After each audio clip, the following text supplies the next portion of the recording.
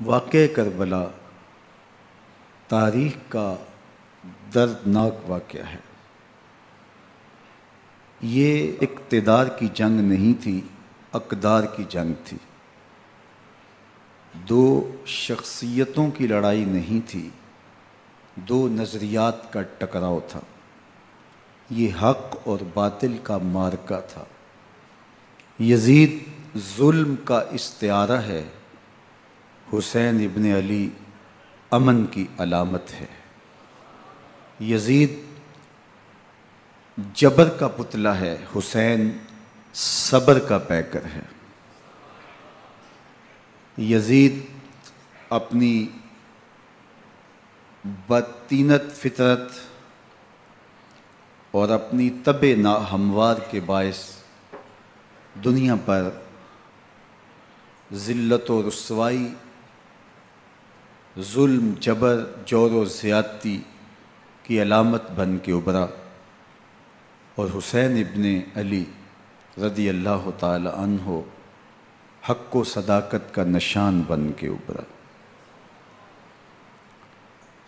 کربلا کے تپتے ہوئے ریگزار میں حسینی اور یزیدی دو کردار سامنے آتے ہیں۔ اقبال نے کہا تھا، موسیٰ و فرعون و شبیر و یزید، ایند و قوت از حیات آید پدید، زندہ حق از قوت شبیری است، باطل آخر داغ حسرت میری است، سرخ رو عشق غیور از خون او، شوخی ای مصرع از مضمون او، تا قیامت قطع استبداد کر، موج خون او چمن ایجاد کر۔ یزید بہدل کی بیٹی محسون کا ناپاک بیٹا تھا، اور حسین محمد عربی کی بیٹی فاطمہ کا شہزادہ تھا۔ یزید دمشق کے اطراف میں سرجون اور جریر اختل جیسے اوباشوں کے جھرمٹ میں پل کے جوان ہوا۔ حسین کے گھر کا دروازہ مسجد نبوی کے اندر کھلتا تھا۔ یزید نشے میں دھت ہو کر کے نمازیں چھوڑ دیتا تھا۔ حسین کی کربلا کے اندر بھی نماز تہجد قضا نہیں ہوئی۔ یزید ظلم کا دوسرا نام ہے، حسین امن کی علامت ہے۔ یزید نے زندگی میں ایک مرتبہ حج کیا اور شراب کے مٹکے ساتھ لے کے آیا، اور اختل اور دیگر گویوں اور مغنیوں کو اپنے ساتھ رکھا تاکہ سفر آسانی سے کٹے۔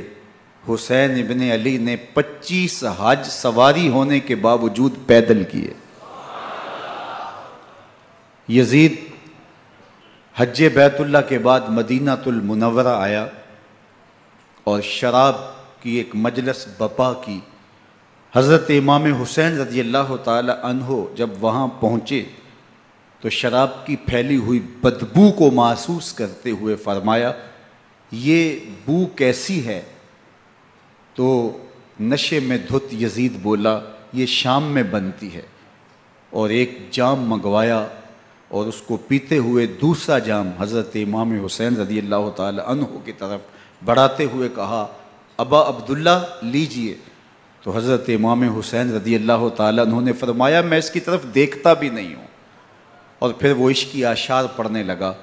جب یزید کی شراب نوشی کا منظر امام حسین رضی اللہ تعالی عنہ اپنی آنکھوں سے دیکھ چکے تھے تو مجھے بتاؤ، یزید کے ہاتھ پہ امام حسین کا پاک ہاتھ کیسے آتا؟ حضرت امام حسین رضی اللہ تعالی عنہ جس ماحول میں پلے تھے، جس ماحول میں پرورش پائی تھی، جس ماحول میں رہے تھے، وہ پاکیزہ اور تقدس مآب ماحول تھا۔ اور یزید کبھی اطراف دمشق میں، کبھی غوطہ میں، کبھی الخضرہ محل میں، اور کبھی کہاں اور کبھی کہاں داد عیش دیتا رہا اور لہو و لعب کے اندر مصروف رہا، اور اس کی زندگی ان چیزوں سے عبارت تھی۔ وہ محرمات کو حلال قرار دیتا، شراب نوشی اس کی ہڈیوں میں رچی ہوئی تھی، اور شریعت بیضا کا مذاق اڑایا کرتا۔ اور حسین ابن علی رضی اللہ تعالی عنہ کی دوستیاں جن لوگوں سے تھی وہ عبداللہ ابن عباس تھے، عبداللہ ابن عمر تھے، حضرت عبد الرحمن بن ابو بکر رضی اللہ تعالی عنہ تھے۔ یزید تو جوا کھیلتا رہا، یزید تو قمار بازی کرتا رہا، یزید تو شراب نوشی کرتا رہا، اور حسین ابن علی مسجد نبوی کے ممبر میں حضور کے پہلوؤں میں بیٹھتے رہے۔ زمانے نے وہ منظر دیکھا کہ سرخ رنگ کے جوڑے پہنے ہوئے حسنین کریمین حجرہ فاطمہ سے نکلتے ہیں، کم عمری کی وجہ سے کبھی گرتے ہیں کبھی سنبھلتے ہیں، اور آقا کریم خطبہ ارشاد کر رہے ہیں، خطبہ چھوڑ کے حضور نے شہزادوں کو اٹھا لیا۔ وہ منظر بھی زمانے نے دیکھا۔ حضرت عبداللہ بن شداد کہتے ہیں کہ حضور سجدے میں تھے اور سجدہ اتنا طویل ہو گیا، ہمیں لگا یا تو وحی کا نزول ہو رہا ہے یا پھر اللہ کا حکم آ گیا اور اللہ کے محبوب کی روح قبض کر لی گئی۔ لیکن میں نے جب نظریں اٹھا کے ننکیوں سے دیکھا تو کیا منظر تھا کہ حسین ابن علی حضور کی پشت پہ بیٹھے ہوئے اور میرے آقا سجدے کو طول دے رہے ہیں۔ اللہ اکبر! حسین کے لیے پیغمبر کے سجدوں کو طول دیا جا رہا ہے۔ حسین ابن علی کبھی ممبر پہ حضور کی اطراف میں بیٹھتے ہیں، وہ منظر بھی دنیا نے دیکھا کہ حضور کے مبارک کندھوں پر حسین ابن علی بیٹھے ہیں اور حضور کی زلفوں کو پکڑا ہوا ہے۔ تو حضرت عمر رضی اللہ تعالیٰ عنہ دیکھ کے کہتے ہیں واہ واہ کیسی سواری میسر آئی حسین ابن علی کو۔ تو میرے آقا مسکرا کے کہتے ہیں عمر سواری دیکھتے ہو سوار بھی تو دیکھو۔ اللہ اکبر! حضرت اسامہ بن زید بن حارثہ رضی اللہ تعالیٰ عنہ فرماتے ہیں رات کا ایک پہر گزر گیا اور مجھے حضور سے کوئی کام تھا، میں آقا کریم کی خدمت میں حاضر ہوا، در دولت پہ دستک دی، حضور تشریف لائے تو چادر اوڑی تھی، بکل کی ہوئی تھی میرے حضور نے، تو میں نے اپنی حاجت کہی تو حضور نے میری حاجت پوری کر دی۔ لیکن ایک منظر میں نے دیکھا کہ حضور نے جو چادر کی بکل فرمائی تھی اس کے اطراف میں پہلوؤں میں ابھار تھے جس طرح اندر کوئی ہو۔ مجھ سے نہ رہا گیا، میں نے پوچھ لیا، میں نے کہا بندہ نواز چادر کے اندر کیا ہے؟ فَكَشَفَهُ، تو حضور نے چادر کو کھول دیا۔ فَإِذَا الْحَسَنُ وَالْحُسَيْنُ عَلَىٰ وَرِكَيْهِ، تو کہتے ہیں میں نے اپنی آنکھوں سے دیکھا ایک پہلو سے امام حسین لپٹے ہوئے تھے، ایک پہلو سے امام حسن لپٹے ہوئے تھے۔ فرمایا یہ میرے بیٹے ہیں، یہ میری بیٹی کے بیٹے ہیں، اے اللہ میں ان سے پیار کرتا ہوں، تو بھی ان سے پیار کر، جو ان سے پیار کرے اس سے بھی پیار کر۔ ان کی محبت کا درس دیا، ان کے پیار کا سبق پڑھایا، کہا ان سے پیار کرنے والا میرے سے پیار کرنے والا ہے، ان سے بغض رکھنے والا میرے سے بغض رکھنے والا ہے۔ ان کی تکلیف حضور کو بے چین کر دیتی تھی۔ حضرت سیدہ فاطمہ الزہرا رضی اللہ تعالی عنہ کے گھر کے قریب سے گزرے تو حضرت امام حسین کے رونے کی آواز آ رہی تھی، تو آقا کریم علیہ السلام نے فرمایا کہ فاطمہ حسین کو چپ کرواؤ، الا تعلمی ان بقاءہ یؤذینی، تو جانتی نہیں حسین کا رونا مجھے دکھ دیتا ہے۔ حسین ابن علی کو حضور رونے نہیں دیتے تھے، ان کو دکھی نہیں ہونے دیتے تھے، کیونکہ رسول اللہ صلی اللہ علیہ وسلم جانتے تھے کہ یہ کتنے دکھ سہے گا، کتنی تکلیفوں سے گزرے گا اور کتنے مصائب سہے گا۔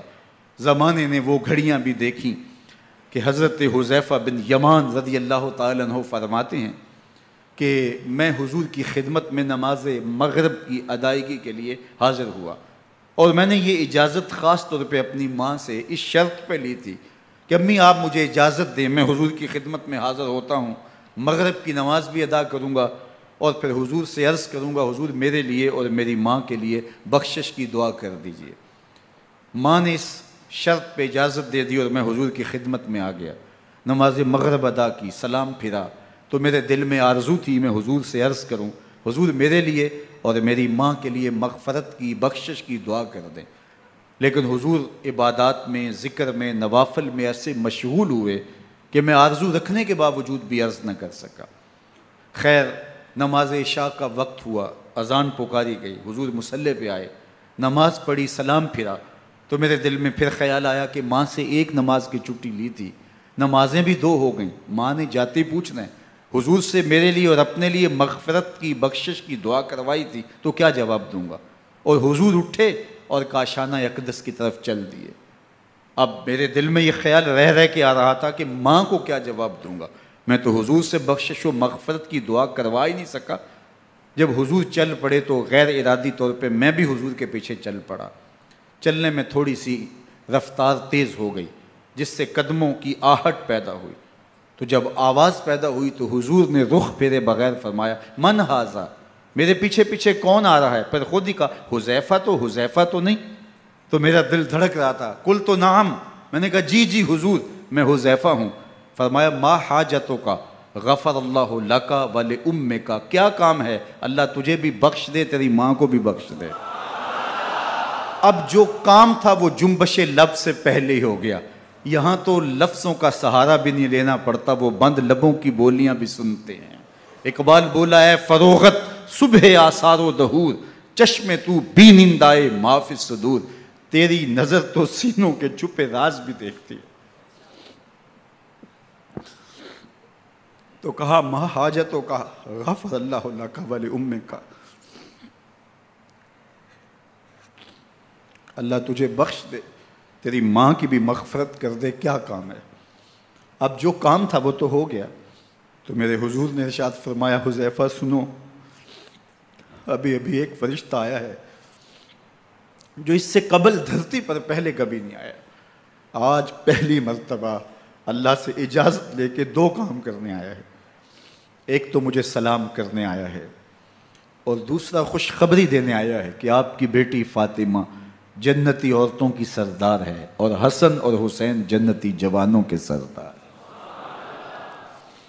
ایک طرف یزید ناپاک میسون کا پلیت بیٹا، اور ایک طرف محمد عربی کا نواسا، فاطمہ کے دودھ کا اثر، علی المرتضیٰ کے خون کی تاثیر، رسول اللہ صلی اللہ علیہ وسلم کے کندھوں پہ بیٹھنے والا۔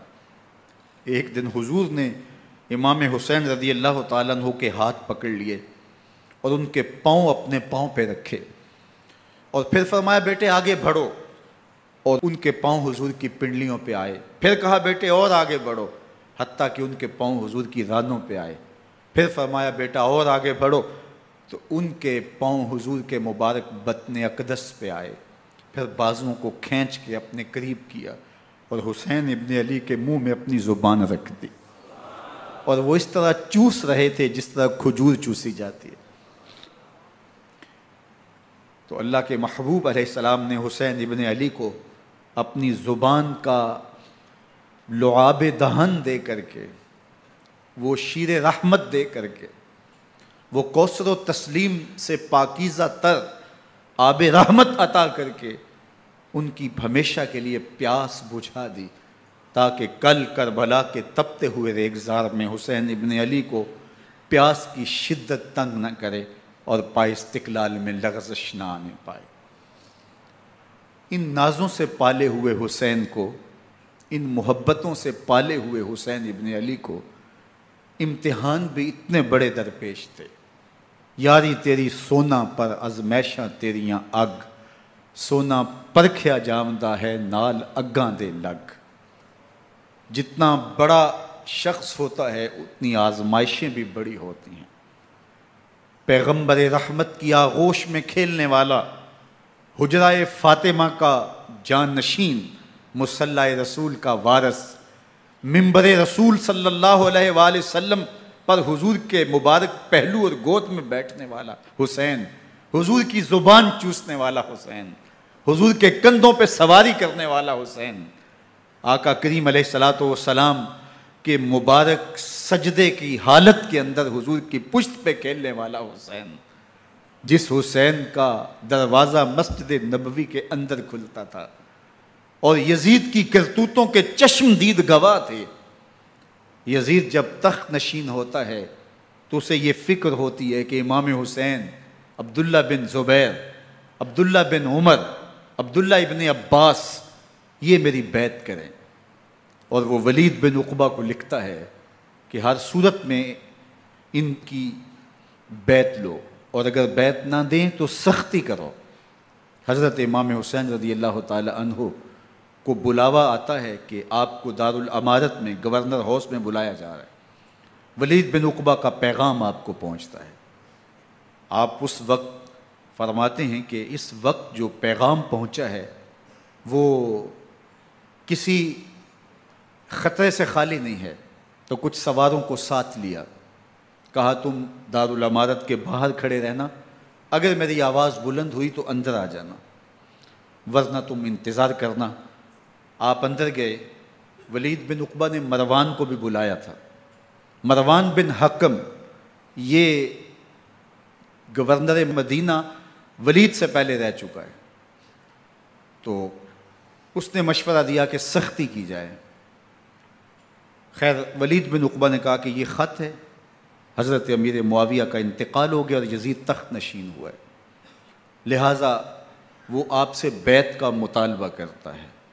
تو حضرت امام حسین رضی اللہ تعالیٰ عنہ نے فرمایا کہ میرے جیسا شخص یوں چھپ کے بیعت نہیں کر سکتا، اور آپ واپس پلٹے۔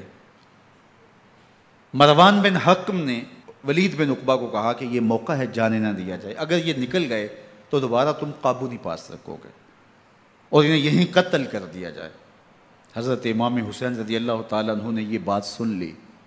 کہتے ہیں حضرت امام حسین انہی قدموں کے بل واپس پلٹے اور مروان بن حکم سے مخاطب ہو کے کہا، مروان کیا بول رہا ہے؟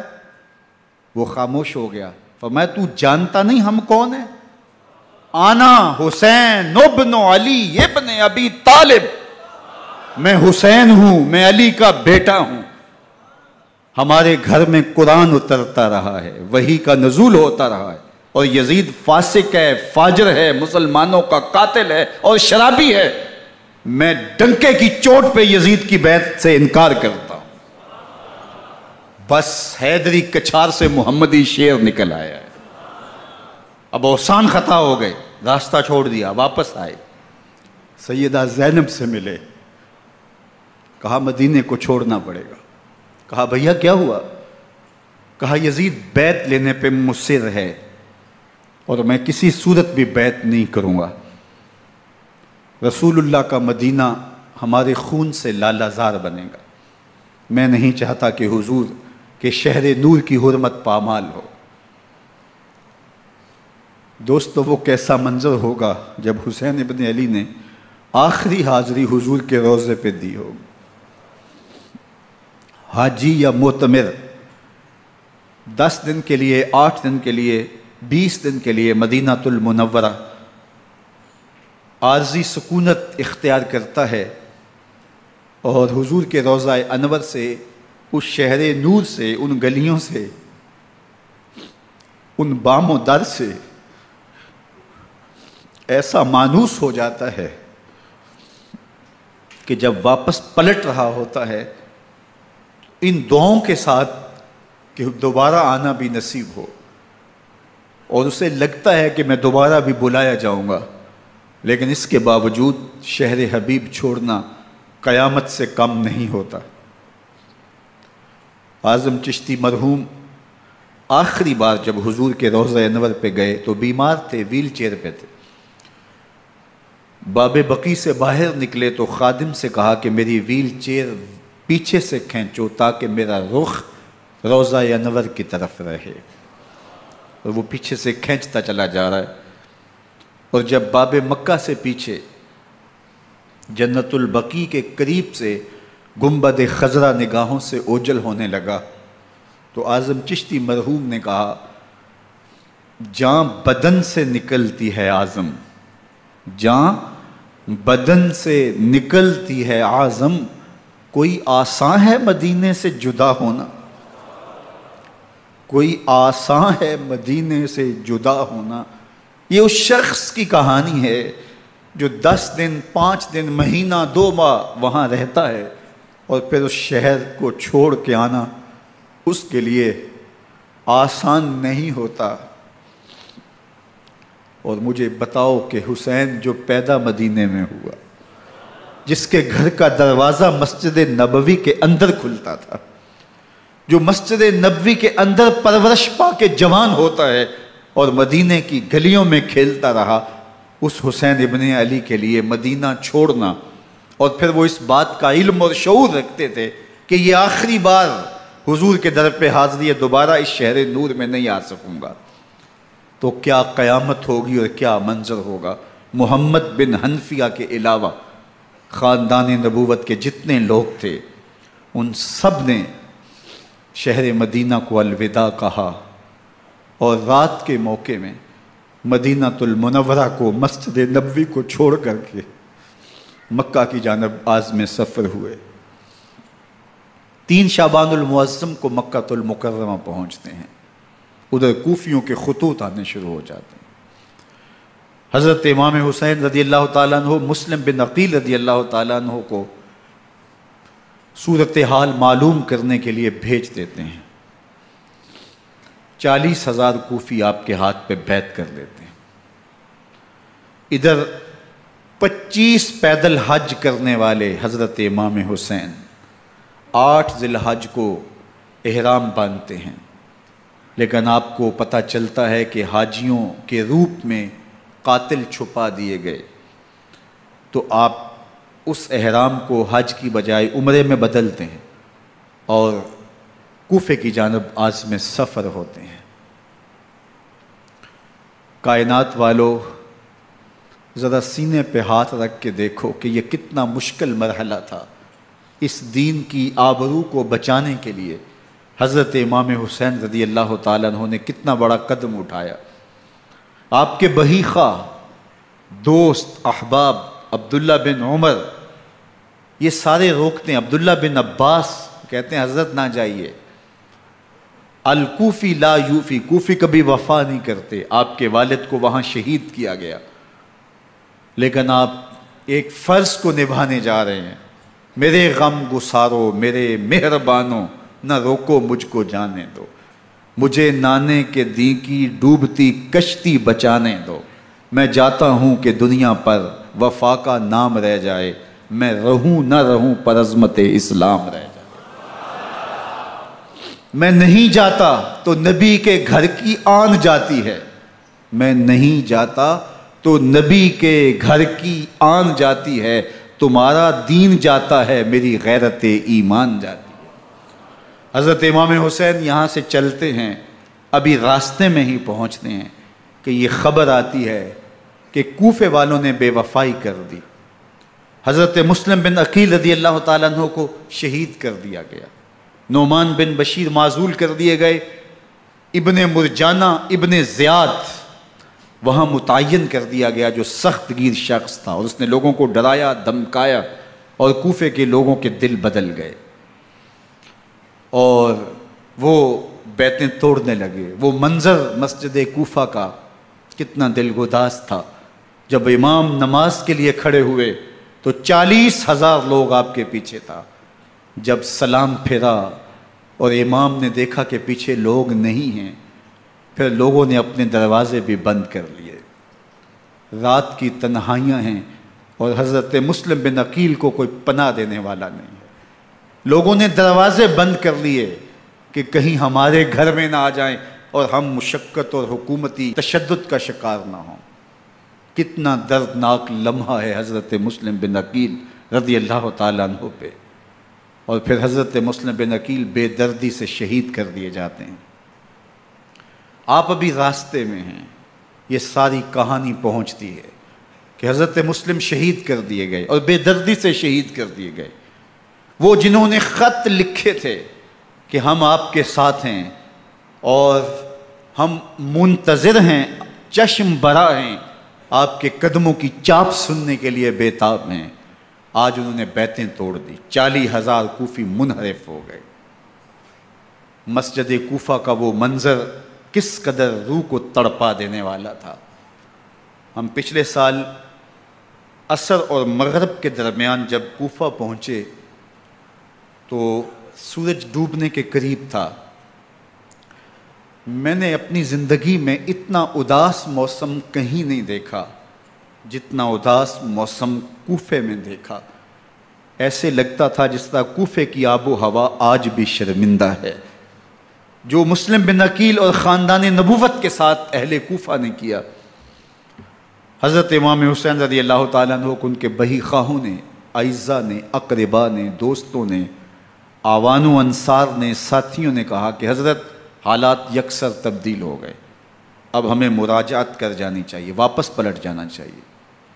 تو حضرت امام حسین کافی سوچ بچار میں رہے، پھر اس کے بعد آپ نے فیصلہ کیا کہ ہم آگے بڑھیں گے۔ دوستوں نے کہا کہ حضرت اگر آپ آگے بڑھیں گے تو ہمیں لگتا ہے کہ وہ آپ کے ساتھ سلوک اچھا نہیں کریں گے اور آپ بچوں کے سامنے پیاس سے شہید کر دیے جائیں گے۔ تو حضرت امام حسین رضی اللہ تعالیٰ عنہ نے وہاں ایک خطبہ ارشاد فرمایا کہ لوگو تم جو مجھے بتا رہے ہو مجھے اچھی طرح معلوم ہے، جو تم مجھے منظر پیش کر رہے ہو وہ میری نگاہوں میں ہے، اور جو کچھ ہونے والا ہے چشم تصور وہ منظر دیکھ رہی ہے۔ چونکہ حضرت امام حسین رضی اللہ تعالیٰ عنہ کی شہادت کی خبر حضرت امام حسین کے پیدا ہوتے ہی خاندان نبوت میں عام تھی۔ حضور علیہ الصلوۃ والسلام کو یہ بات جبریل امین نے آ کے بتائی تھی جب حسین ابن علی کے ساتھ حضور محبت کا اظہار کر رہے تھے، تو یہ جبریل امین نے آ کے کہا تھا حضور آپ کا یہ بیٹا ارض طف میں شہید کر دیا جائے گا، اور کربلا کی مٹی لا کے حضور کو دی اور ام سلمہ کو حضور نے عطا کر دی۔ حضرت ام سلمہ کہتی ہیں کہ ایک دن میں سوئی تو خواب دیکھا کہ حضور کے مبارک بال بکھرے ہوئے ہیں اور سخت پریشان ہیں، تو میں نے کہا کہ حضور آپ کی یہ کیا حالت ہے؟ وَبِيَدِهِ قَارُورَةٌ، اور حضور کے ہاتھ میں ایک شیشی ہے، فِيهَا دَمٌ، جس کے اندر خون ہے۔ تو میں نے کہا حضور یہ کیا؟ فرمایا میں قتل گاہ حسین سے آ رہا ہوں اور یہ حسین ابن علی کا خون ہے۔ تو کہا 10 محرم کا دن تھا، دوپہر کا یہ منظر تھا، میں قیلولہ کر کے اٹھی، جب میں نے دیکھا تو وہ شیشی جس میں کربلا کی مٹی رکھی تھی وہ خون بن چکی تھی۔ تو یہ خبر پہلے دی گئی تھی، یہ بتا دیا گیا تھا۔ فرمایا میرے دوستو جو تم مجھے بتاتے ہو میں اس سے بے خبر نہیں ہوں، یہ سب کچھ ہونے والا ہے، لیکن اس کے باوجود میں کیوں جا رہا ہوں؟ تو آپ کا ایک تاریخ ساز جملہ ہے جو کربلا کے فلسفے کو ہمارے سامنے رکھتا ہے کہ یہ اتنا بڑا امتحان کیوں دیا۔ حضرت امام حسین رضی اللہ تعالیٰ عنہ نے فرمایا وَلَكُمْ فِيَّ أُسْوَةٌ، میں اس لیے جا رہا ہوں قیامت تک ظلم، جبر اور ناانصافی کے خلاف کھڑے ہونے والوں کے لیے کوئی نمونہ تو ہو۔ میری زندگی قیامت تک ظلم، جبر اور استحصالی نظام کے خلاف کھڑے ہونے والوں کے لیے نمونہ ہے۔ تو حضرت امام حسین رضی اللہ تعالیٰ عنہ نے حق اور باطل کے درمیان ایک سرخ لکیر کھینچ دی اپنے خون سے۔ اب حق اور باطل کا امتیاز کرنا مشکل نہیں ہے، کوئی باطل پہ اڑا رہے تو الگ بات ہے، لیکن امتیاز کرنا مشکل نہیں ہے۔ حدود بالکل واضح کر دیں۔ اقبال نے یہاں کتنی خوبصورتی کے ساتھ اس مضمون کو نبھایا۔ سرخ رو عشق غیور از خون او، شوخی این مصرع از مضمون او، تا قیامت قطع استبداد کر، موج خون او چمن ایجاد کر۔ ایک جہاں آباد کر دیا، حق اور باطل کی راہیں اجال دی۔ اب لوگوں کو یزید کا چہرہ پہچاننے میں دیر نہیں لگتی، وقت کے ہر یزید کا چہرہ آسانی سے پہچانا جا سکتا ہے۔ یہ معرفت زمانے کو کروائی کس نے؟ حسین ابن علی نے کروائی رضی اللہ تعالی عنہ۔ تو حضرت امام حسین نے فرمایا کہ جو میرے ساتھ ہونے والا ہے میں اچھی طرح جانتا ہوں، لیکن میں اس کے باوجود آگے بڑھوں گا۔ پھر بڑھے اور کربلا میں جا کے خیمہ زن ہو گئے۔ 7 محرم کو پانی بند کر دیا گیا۔ پانی بند ہوا تو کھانا بھی میسر نہیں تھا، لیکن ذکر پانی کا ہوتا ہے اس لیے کہ کھانے کے بغیر انسان کئی دن کاٹ لیتا ہے، لیکن پانی کے بغیر گزر نہیں ہوتی۔ تو فرات کی نہر سامنے اپنی موجوں کے ساتھ چمک رہی ہے، لیکن ایک قطرہ آب بھی آل رسول کو نہیں دیا جا رہا۔ کائنات کے اندر ایسے انوکھے امتحان بھی ہوتے ہیں۔ وارث ہوں ساقی کوثر کے، مالک ہوں حوض کوثر کے، اور بیٹے ہوں ساقی کوثر کے، اور آج ایک بوند پانی کی بھی میسر نہ ہو۔ صبر کا امتحان ہے، عزیمت کا امتحان ہے۔ حضرت امام حسین رضی اللہ تعالیٰ عنہ خیمہ زن ہو گئے۔ 3 دن تک پانی بند رہتا ہے۔ 9 محرم کو رات کی تنہائی میں حملہ آور ہونا چاہتے ہیں، لیکن آپ نے کہا کہ ہمیں اللہ کے حضور عبادت اور ذکر کے لیے وقت دیا جائے۔ ساری رات ذکر میں گزرتی ہے، عبادات میں گزرتی ہیں۔ رات کے اندھیرے میں آپ چراغ بجھا دیتے ہیں۔ آوان و انصار کو کہتے ہیں کہ ان کی دشمنی میرے ساتھ ہے، انہیں میرا خون چاہیے، اگر تم رات کی تاریکی میں نکل جاؤ تو میں تم سے کوئی مواخذہ نہیں کروں گا، اور یہ بھی تمہارا پیچھا نہیں کریں گے، اس لیے کہ ان کا مطلوب تم نہیں ہو، ان کا مطلوب میں ہوں۔ جب چراغ جلایا تو کوئی بھی نہیں گیا۔ مسلم بن نوسجہ کھڑے ہو کے کہتے ہیں حضرت اگر ہمارے بدن کو 70 بار کاٹا جائے اور جلایا جائے اور ہواؤں میں اڑا دیا جائے پھر بھی آپ کا ساتھ نہیں چھوڑیں گے۔ 70 سال کے بوڑھے ہیں حبیب بن مظاہر، کہتے ہیں حضرت آپ کو چھوڑ کے جائیں کہاں، آپ کو چھوڑ کے جائیں کہاں؟ کوئی ساتھ چھوڑنے کے لیے تیار نہیں ہے۔ پیاس ہے، سخت گرمی ہے، کربلا کا ماحول ہے، 72 افراد اور خاندان کی خواتین میدان کربلا میں خیمہ زن ہیں۔ دوسری طرف لشکر اعداء اشقیا 22,000 کی تعداد میں مقابلے میں، ایک روایت 30,000 کی ہے۔ ان صرف 72 پیاسے لوگوں کے لیے اتنے لوگوں کو جمع کرنے کا مقصد خوف زدہ کرنا تھا۔ شرط ہے کہ یزید کی بیعت کر لیں، محاصرے توڑ دیں گے، پانی دستیاب ہوگا، اعزاز و اکرام سے نوازا جائے گا، خزانوں کے منہ کھول دیے جائیں گے۔ لیکن حسین ابن علی کہتے تھے سب کچھ لٹ جائے گا، باطل کے ہاتھ پہ ہاتھ نہیں رکھوں گا۔ اللہ اکبر۔ اب صبح طلوع ہوتی ہے، عاشور کا دن چڑھتا ہے، سورج اپنی پوری تمازت کے ساتھ گرمی برسا رہا ہے۔ آج خاندان نبوت کا امتحان زمانے نے دیکھنا ہے۔ رسول اللہ کا لعاب چوسنے والا اس کے صبر کا آج امتحان ہے۔ حضور کے کندھوں پہ کھیلنے والے حسین کا آج امتحان ہے۔ اللہ اکبر۔ حسین ابن علی تمام حجت کرتے ہیں میں نے تمہارا کچھ نہیں بگاڑا، میں نے کسی کا خون نہیں کیا، میں نے کوئی زیادتی نہیں کی، تم کیوں میرے قتل کے در پے ہو؟ تم جانتے نہیں میں کون ہوں؟ میں تمہارے نبی کا نواسا ہوں، رسول اللہ صلی اللہ علیہ وآلہ وسلم کے کندھوں پہ کھیلتا رہا ہوں، حضور کا لعاب چوستا رہا ہوں، اور میں بوسہ گاہ رسول صلی اللہ علیہ وآلہ وسلم ہوں۔ لیکن ان اشقیاء کے دل پر کوئی چیز اثر انداز نہیں ہوتی۔ ایک ہور ہے، اللہ اس کے دل میں نرمی ڈالتا ہے۔ پہلے تو امام حسین کو گھیر کے لے کر کے آتا ہے، لیکن بعد میں وہ قافلہ یزید سے قافلہ حسین کی طرف آ جاتا ہے۔ امام حسین فرماتے ہیں تو دنیا میں بھی ہور ہے، آخرت میں بھی ہور ہے، آزادی مل جاتی ہے۔ باقی 22,000 کا لشکر جرار امام حسین کے قتل کے در پائے ہے۔ پھر تاریخ نے خاندان نبوت کا وہ انوکھا امتحان دیکھا۔ حضرت امام حسین کے بچے بالخصوص خواتین پیاس کی شدت میں حلق خشک ہیں۔ حضرت سکینہ تڑپ کے اپنے باپ سے کہتی ہیں کہ مجھے 6 ماہ کے لیے اصغر کی پیاس نہیں دیکھی جا رہی۔ بچے کو ہاتھوں پہ اٹھاتے ہیں اور نہر فرات کے کنارے پہنچ کے فرماتے ہیں اشقیاء سے مخاطب ہو کے تمہارا معاملہ میرے ساتھ ہے، اس 6 ماہ کے بچے نے تمہارا کچھ نہیں بگاڑا، اور چلو بھر کے اس کا حلق سیراب کرنا چاہتے ہیں۔ ایک 2 شاخہ تیر آتا ہے جو حضرت علی اصغر کے گلے کو چیر دیتا ہے۔ راوی لکھتے ہیں کہ وہ عام تیر نہیں تھا، جانوروں کو شکار کرنے کے لیے جو بڑے تیر ہوتے ہیں وہ 2 شاخہ تیر تھا۔ وہ گردن کو کاٹ دیتا ہے، خون بہنے لگتا ہے، گردن لٹک جاتی ہے۔ حضرت امام حسین وہ بہتا ہوا خون اپنے چلو میں لیتے ہیں اور آسمان کی طرف اچھال کے کہتے ہیں مالک حسین کی یہ قربانی بھی قبول فرما۔ یہ تماشا لبے بام نہیں ہے۔ بچہ بیمار ہو، ڈاکٹر جواب دے دیں، ماں باپ کے ہاتھ پھول جاتے ہیں۔ زندگی کی سانسیں ابھی چل رہی ہوتی ہیں، لیکن ڈاکٹر کہے کہ یہ میرے بس کا روگ نہیں ہے، کہیں اور لے جاؤ، تو زندگی کا لف و نشر غیر مرتب ہو جاتا ہے۔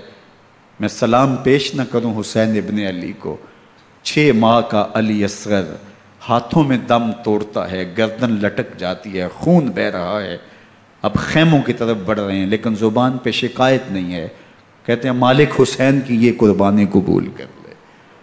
اب خیموں کی طرف آنا، شہر بانوں ام رباب سیدہ زینب حضرت سکینہ سلام اللہ علیہا کا سامنا کوئی آسان کام نہیں تھا، لیکن حسین ابن علی آتے ہیں، شہزادے کو یہاں خیموں کے قریب رکھ کے کہتے ہیں کہ یہ حوض کوثر سے سیراب ہو گیا ہے۔ اللہ اکبر، کوہرام مچ جاتا ہے خیموں کے اندر، کیا منظر ہوگا اور ان کو کن الفاظ کے پیرائے میں ڈھال کر کے ان کیفیات کو بیان کیا جا سکتا ہے جو اہل بیت کے خیموں کے اندر علی اصغر کی شہادت کے بعد کا منظر رقم ہو رہا ہوگا۔ اللہ اکبر، ادھر اشکیا آوازیں دے رہے ہیں، مبارزت کے لیے پکار رہے ہیں۔ زمانے نے پھر وہ منظر بھی دیکھا کہ جوان بیٹے کو 18 سال کی کمائی حضرت امام حسین میدان عمل میں بھیج رہے ہیں۔ وہ علی اکبر جو حسین کا نور نظر ہے، آنکھوں کا قرار ہے، دل کی تسکین ہے۔ اور پھر حضرت علی اکبر جب گھوڑے کی زین سے فرش زمین پہ گرتے ہیں تو باپ کو آواز دیتے ہیں، اور حضرت امام حسین جو ہے وہ آگے جا کے بیٹے کی لاش اٹھاتے ہیں۔ اللہ اکبر، 18 سال کے بیٹے کی لاش کو کندھوں پہ اٹھا کے خیموں تک لاتے ہیں اور ہاتھ پھیلا کے کہتے ہیں مالک حسین کی یہ قربانی بھی قبول فرما۔ کبھی قاسم بن حسن کی لاش اٹھا کے لاتے ہیں، کبھی اون و محمد کی لاشیں اٹھا کے لاتے ہیں، بھتیجوں کی، بھانجوں کی، بھائی عباس کے کٹے ہوئے بازو اور زخموں سے چھدا ہوا لاشا۔ کیا کیا قیامتیں تھیں جو اس کربلا کے ایک میدان کے اندر نہیں توڑی گئیں۔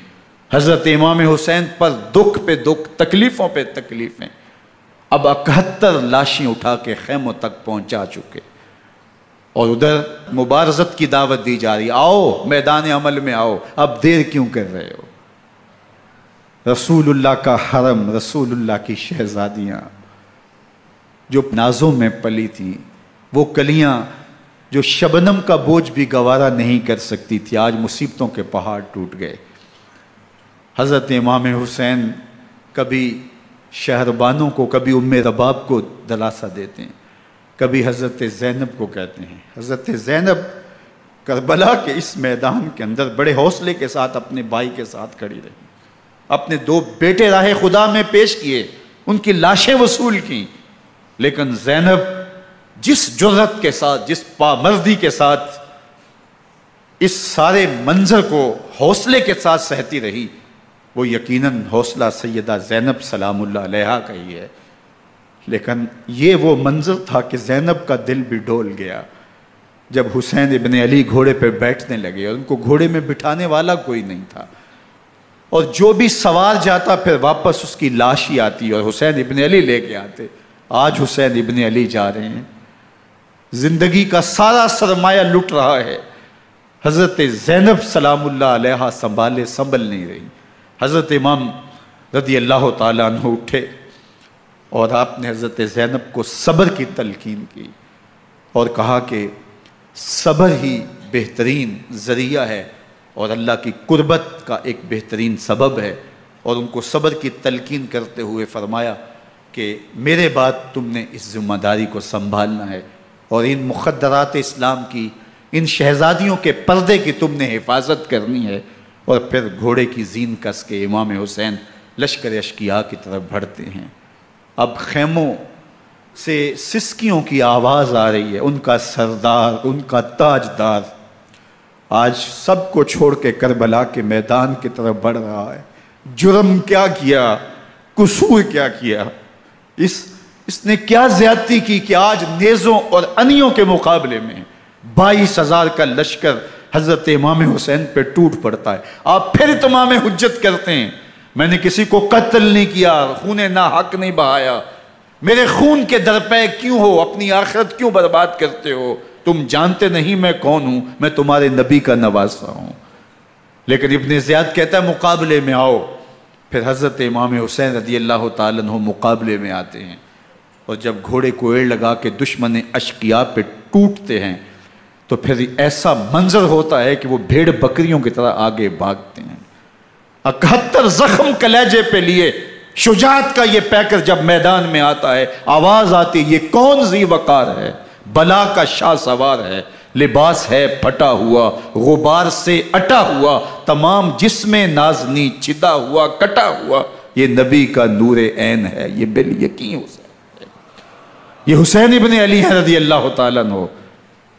پھر چاند بادلوں میں گھر جاتا ہے، شامی غنڈے تیر برساتے ہیں، تلواروں سے آپ کے بدن پر ضربیں لگاتے ہیں اور نیزوں سے آپ کے بدن کو پرو دیتے ہیں۔ جب آپ کا پیراہن بعد میں اتارا گیا تو آپ کے پیراہن میں 122 سوراخ تیروں کے تھے، 33 زخم تلواروں کے اور 34 گھاؤ نیزوں کے تھے۔ جب گھوڑے کی زین سے فرش زمین پر آئے، بدن چھلنی تھا، زخم زخم سے خون بہہ رہا تھا، 3 دن کا پیاسا حسین، اللہ اکبر، بدن زخموں سے چور، 71 لاشیں کلیجے پہ لیے، مخدرات اسلام کے پردے کا خیال دل میں الگ ہے، لیکن گھوڑے کی زین سے جب فرش زمین پہ امام حسین آتے ہیں، زبان پہ ہائے نہیں، نالا و شیون نہیں، چیخ و پکار نہیں، آتے ہی پیشانی سجدے میں رکھتے ہیں اور پکارتے ہیں اللہم ردن بقضائک وصبرن علی بلائک تسلیما لامرک سبحان ربی الاعلی۔ مالک گھر لٹا کے، بچے لٹا کے، خاندان سب کچھ قربان کر کے، اپنے بدن کو زخموں سے چھلنی کروا کے، تیروں اور نیزوں کی انیوں سے اپنے آپ کو زخمی کروا کے، تیرے حضور سر جھکا کے یہ اقرار کرتا ہوں کہ حسین تیری تقدیر پہ راضی ہے، مالک تو بھی بتا، تو بھی حسین پہ راضی ہوا ہے کہ نہیں ہوا۔ آواز آ رہی ہے، اس پیاسے پر علی شیر خدا کو ناز ہے، اس نواسے پر محمد مصطفیٰ کو ناز ہے۔ اوروں نے بھی سجدے کیے پر اس کا عجب انداز ہے، اس نے وہ سجدہ کیا جس پر خدا کو ناز۔ حسین ابن علی رضی اللہ تعالیٰ عنہ کا سر انور دستے قاتل نے تب کاٹا جب وہ سجدے میں جھکا ہوا تھا۔ یزید نے کہا میں بیعت لوں گا، امام حسین نے کہا کبھی بھی نہیں دوں گا، یہ سر کٹ سکتا ہے جھک نہیں سکتا۔ سر کاٹ کے نیزے کی نوک پہ چڑھا دیا گیا اور یہ اس بات کا اعلان تھا کہ ہم جیت گئے اور حسینی ہار گئے، اور لشکر یزید میں غوغا مچ گیا، نقارے بجنے لگے کہ ہم جیت گئے، دیکھو امام حسین شہید کر دیے گئے، اور سر کاٹ کے نیزے کی نوک پہ چڑھایا گیا۔ لیکن لشکر یزید سے ہی آواز آئی یہ کیسا سر ہے جو کٹ کے بھی سر بلندی ہے، کٹ گیا ہے پھر بھی اونچا ہے، اللہ اکبر، یہ سر سجدے میں کٹا ہے، رب کے حضور عبادت کی حالت میں کٹا ہے۔ حسین آج بھی سجدے میں ہے، اللہ اکبر، حسین آج بھی سجدے میں ہے، بلکہ کٹے ہوئے سر کا رخ زمین کی جانب تھا اور کٹی گردن آسمان کی طرف، یوں نیزے پہ پرویا گیا۔ اللہ اکبر، ایک شاعر نے نقشہ کھینچا، بآنکھ سر نیزے پہ اور سوئے زمین ہے روح، یعنی سجدہ ثانی کی ہے آرزو۔ رکعت کے 2 سجدے ہوتے ہیں، ابھی ایک سجدہ ہوا تھا کہ دست قاتل نے سر کاٹ دیا، کہا حسین کی پیشانی میں دوسرے سجدے کی تمنا مچل رہی ہے۔ یہ تھا حسین ابن علی کا سجدہ، ساری زندگی رب کے حضور سجدہ قضا نہیں ہونے دیا۔ آج پانی نہیں ہے، اللہ اکبر، آج تیمم کر لیتے ہیں، آج اپنے خون کو اوڑھ کر کے حسین نے اپنی پیشانی اپنے مالک کے حضور جھکا کر کے عظیمت کی وہ انوکھی داستان رقم کر دی کہ صدیاں گزرنے کے باوجود بھی ان کی یادوں کے چراغ روشن ہیں۔ جب حضرت امام حسین اور دوسرے آیان و انصار کو شہید کر دیا گیا تو ان کے سر نیزوں کی نوک پہ چڑھا دیے گئے، حضرت امام حسین کا کٹا ہوا سر اور باقی 71 افراد کے کٹے ہوئے سر نیزوں کی نوک پہ، اور 10 سواروں کو ابن سعد نے کہا کہ ان کو رون دو، اور گھوڑوں کی ٹاپوں تلے حضرت امام حسین رضی اللہ تعالیٰ عنہ اور ان کے آوان و انصار کو جو ہے وہ روندا گیا، حتیٰ کہ ان کی استخوان مبارک، ان کی ہڈیاں بھی چور چور ہو گئیں۔ روننے سے قبل ان کا لباس اتار لیا، ان کے کپڑے اتار لیے گئے۔ اللہ اکبر، کیسی دردناک گھڑیاں تھیں۔ یزید کا صرف یہی بد کرداری کا مرحلہ نہیں تھا، اس کربلا کے صحرا کے اندر یزید نے جس طرح امام حسین رضی اللہ تعالیٰ عنہ کو شہید کیا اور حضرت امام حسین کے خاندان کو شہید کیا، جب مدینہ المنورہ پر یزید نے مسلم بن عقبہ کو مقرر کیا، جس کو بزرگوں نے مصرب بن عقبہ کہا ہے، تو اس کو کہا 3 دن تک مدینے کا حرم تمہارے لیے حلال ہوگا، جو چاہو تم کرنا، اور شامی فوجوں کو اجازت ہوگی۔ تو وہاں بھی انہوں نے 10,000 تابعین اور 700 صحابہ کو شہید کیا۔ حضرت ابو سعید خدری رضی اللہ تعالیٰ عنہ گھر سے باہر نکلے، کافی بوڑھے ہو چکے تھے، تو انہوں نے حضرت ابو سعید خدری کو پکڑ لیا، کہا تم کون ہو؟ کہا مجھے ابو سعید خدری کہتے ہیں۔ تو کہا ہاں تمہارا نام سنا ہے، اور داڑھی سے پکڑ کے کھینچا اور کہا کہ ہے تمہارے پاس جو ہمیں دو؟ تو کہا کہ میرے پاس تو کچھ بھی نہیں، میں تو فقیر آدمی ہوں۔ تو ان کے گھر ان کو لے گئے، تو 2 کبوتر رکھے تھے حضرت ابو سعید خدری نے، تو وہ کبوتر لوٹ کے لے گئے۔ اللہ اکبر۔ حضرت ابن سنان رضی اللہ تعالیٰ عنہ کو، جو حضور کے علم بردار تھے فتح مکہ کے دن، ان کو ستو پہلے پلائے اور پھر ان کی گردن کاٹی گئی، اور کہا یہ ہے وہ ستو جو تم زندگی میں آخری بار پیو گے۔ ایک گھر میں داخل ہوئی شامی فوج، تو ایک خاتون کے ابھی بچہ پیدا ہوا تھا، اور قابلہ نے، دائیہ نے وہ بچہ ماں کی چھاتی پہ لٹایا، اور وہ ماں کا پہلا دودھ پی رہا تھا۔ تو یہ جا کے کہنے لگے نکالو تمہارے پاس جو کچھ ہے۔ تو اس خاتون نے کہا تم جانتے ہو یہ بچہ کون ہے؟ تو انہوں نے کہا ہم نہیں جانتے۔ کہا یہ حضرت ابن ابی کبشہ انماری رضی اللہ تعالیٰ عنہ کا بچہ ہے، اور یہ وہ صحابی ہیں کہ جو بیت الشجرہ کے موقع پہ حضور کے ہاتھ پہ بیعت کرتے ہیں۔ انہوں نے اس چیز کا لحاظ نہ کیا کہ جو کچھ ہے وہ ہمیں دو، ورنہ تیرے بچے کو نہیں چھوڑیں گے۔ تو ماں بچے سے مخاطب ہو کے کہتی ہے، ابھی بچہ پیدا ہوا ہے اور ماں سے پہلا دودھ پی رہا ہے، کہ بیٹے اگر میرے پاس کچھ ہوتا، وہ قیمتی سے قیمتی چیز بھی ہوتی، تیری جان کے لیے قربان کرتی، لیکن اس وقت میرے پاس کچھ ہے نہیں۔ تو ایک شکی آگے بڑھا اور بچے کو ایک ٹانگ سے پکڑ کے کھینچ کے دیوار کے ساتھ پٹک کے مارا، جس سے دماغ کا بھیجا نکل گیا۔ کیا کیا زیادتیاں نہیں کی۔ 700 صحابہ حرہ کے واقعہ میں شہید کیے یزید نے، اور 10,000 تابعین شہید کیے۔ مسجد نبوی میں ممبر رسول کے ساتھ گھوڑے باندھے، اور وہ ممبر رسول اور مصلی رسول کے قریب لید کرتے رہے۔ حضرت سید عبد المسیب فرماتے ہیں میں نابینا تھا اور حضور کے روضہ انور کے پاس بیٹھا تھا، اور یزید کے سپاہی آتے، جو بھی مسجد میں نظر آتا پکڑ کے لے جاتے، مجھے نابینا سمجھ کے چھوڑ دیتے، لیکن میں پریشان تھا کہ ظہر کا وقت ہوگا، عصر کا وقت ہوگا، مغرب عشاء کا وقت ہوگا، نہ اذان نہ اقامت نہ جماعت، تو کیسے مجھے پتہ چلے گا کہ نماز کا وقت ہو گیا، اور کیسی میری نمازوں کا کیا بنے گا؟ میں اس فکر میں بیٹھا تھا۔ لم ازل اسمع الاذان والاقامت من قبر رسول اللہ صلی اللہ علیہ وآلہ وسلم۔ فرماتے ہیں جب بھی پھر نماز کا وقت آیا، گنبد خضرا سے اذان کی بھی آواز آئی، اقامت کی بھی آواز آئی۔ 3 دن تک مسجد نبوی کے اندر گھوڑے بندے رہے، اور مدینہ کی حرمت پامال کی۔ مدینہ کے گھروں کے اندر یہ بدکماش داخل ہوئے، اور جو بدکاریاں انہوں نے کی کلیجہ منہ کو آتا ہے۔ 1002 شیزائیں ان بدکاروں کی بدکاریوں کی وجہ سے کنواری حالت کے اندر حاملہ ہوئی۔ 3 دن تک مدینے کا حرم انہوں نے پامال کیا، اور پھر مکہ المکرمہ میں کعبہ اللہ پر گولے برسائے، اور کعبہ کا غلاف جل گیا۔ وہ تو یزید مر گیا، اور حضرت عبداللہ ابن زبیر رضی اللہ تعالیٰ عنہ نے اپنی خلافت کا اعلان کیا۔ یزید کے یہ کرتوت تھے، ادھر اہل مدینہ کو ستایا، ادھر اہل مکہ کو ستایا، اور رسول اللہ صلی اللہ علیہ وسلم کے خانوادے کی بے حرمتی اور توہین کی۔ نہ صرف انہیں قتل کیا گیا، ان کی لاشوں پہ گھوڑے دوڑائے۔ ابن سعد اور شمر جو ہے وہ خیموں میں داخل ہوا، اور مخدرات اسلام کی چادریں چھیننے کی کوشش کی۔ حضرت زینب سلام اللہ علیہ نے مخاطب ہو کے کہا ہمارے چہرے کے رکھوالے چلے گئے ہیں، ظالم تو خیال نہیں کرتا ہم رسول اللہ کی بیٹیاں ہیں۔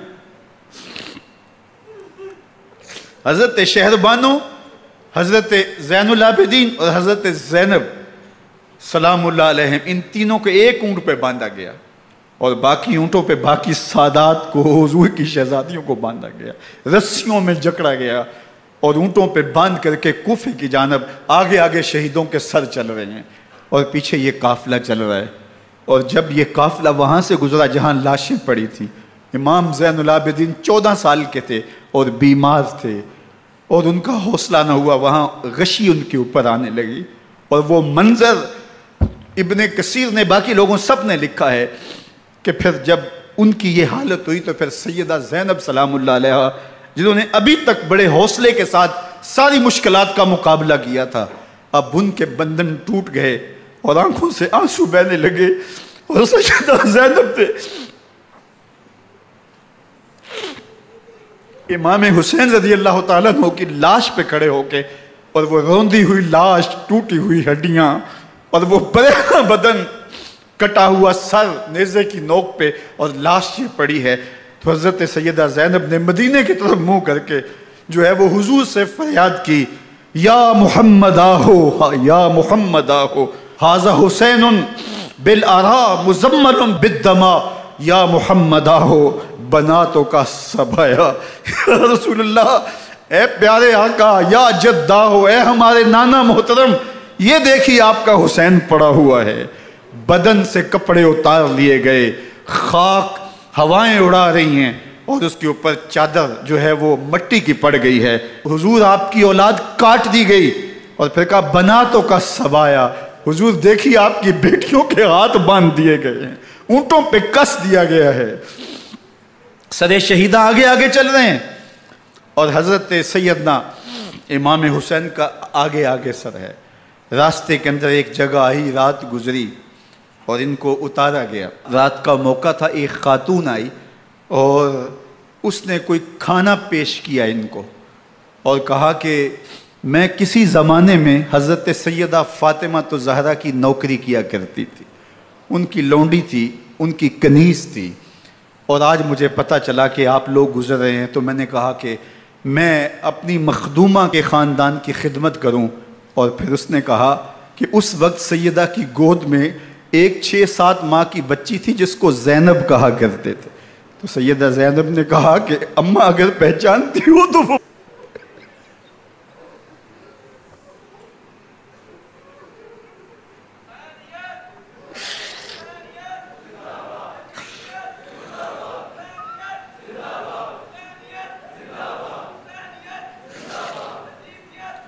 یہ تاراج اور لٹا ہوا کارواں پھر وہاں سے کوفے میں کیسے پہنچا، اور کوفے کے اندر سیدہ زینب سلام اللہ علیہا نے وہ یزید کے دربار میں، ابن زیاد کے دربار میں وہ جرأت آمیز جو باتیں کہیں، اللہ اکبر، زینب کی زبان میں علی کی خطابت بول رہی تھی، اور پھر دشمن اور دوست سارے رونے لگے، اور وہ کیا دل گداز منظر تھے۔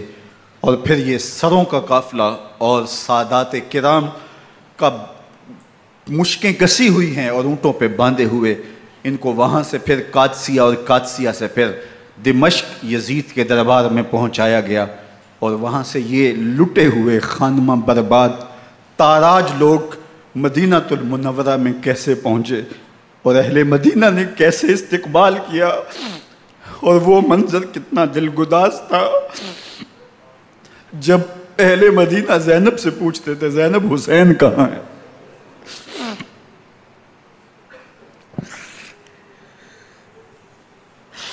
بے مروت بے وفا تیرا بھی کیا افسانہ ہے، جس نے اپنی ہی شمع کو گل کیا تو وہ پروانہ ہے۔ اپنے پیغمبر کے شہزادوں کو اور اپنے پیغمبر کی شہزادیوں کو جو دکھ اس امت نے دیے، یہ کائنات کی ایک انوکھی داستان ہے۔ اللہ ہمیں اسوہ شبیری پہ عمل کی توفیق عطا کرے اور ان کے نقوش پاک کی برکتیں دے، اہل بیت کی محبت ہماری روحوں میں جذب کر دے، اور جس عظیمت کے ساتھ، جس حوصلے کے ساتھ انہوں نے دکھوں کو جھیلا، جو دہکتی آگ کے شعلوں پہ سویا وہ حسین، جو جواں بیٹے کی میت پر نہ رویا وہ حسین، جس نے سب کچھ کھو کے کچھ نہ کھویا وہ حسین، مرتبہ اسلام کا جس نے دوبالا کر دیا، خون نے جس کے دو عالم میں اجالا کر دیا، جو کہ سوزے غم کو سانچے میں خوشی کے ڈھال کے مسکرایا موت کی آنکھوں میں آنکھیں ڈال کے۔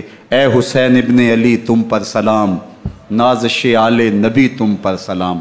ذرا میرے ساتھ یہ پڑھ لیجئے، اے حسین ابن علی تم پر سلام،